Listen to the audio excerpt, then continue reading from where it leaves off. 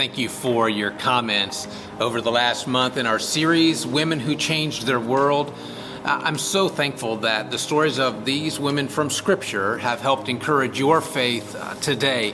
And I asked in this series if there were women in your life who helped change your world. I asked you to share their stories, and I would ask you to continue if you would.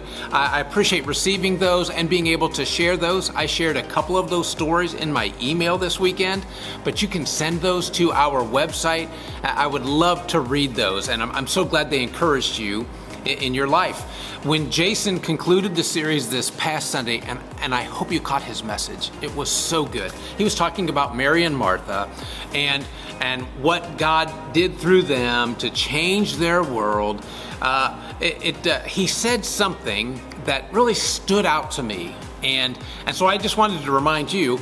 He said that of all the women in the series that we've looked at, there wasn't just one way that God used them to change their world. It was a variety of ways. What set them apart, what allowed them to make such a difference in their world, is that they said yes to God.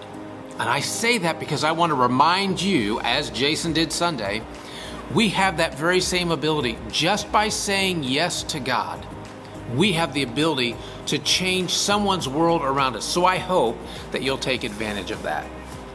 Hey, I want to talk to you about our continuing to prepare to re-enter our building to worship here on campus. And as we talk about that, I first want to say thank you to those who took the time to fill out the survey. 260 people completed the survey. We have since turned the survey off, and because we've got the information that we need. And I just want to say thank you for that.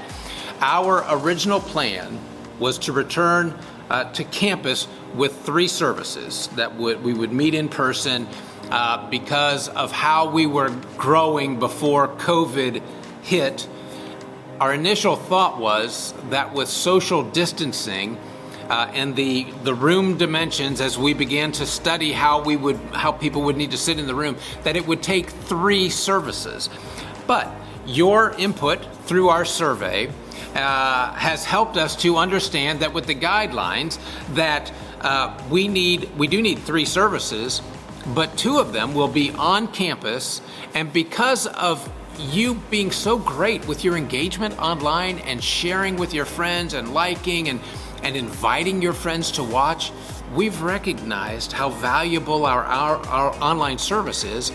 And so that will be our 3rd service. And so we will re-enter our building with 3 services, 9:30 and 11 on campus and 11 online. It'll be a live stream. Here's how we're going to do this. On June 21st, we're going to have a training Sunday. So we will have our volunteers in the room learning and watching if the policies and procedures that we're putting into play will work in reality as well as they do on paper. And so we will do a live service at 11 o'clock with our volunteers. We will learn from that so that we are ready the following week, June 28th.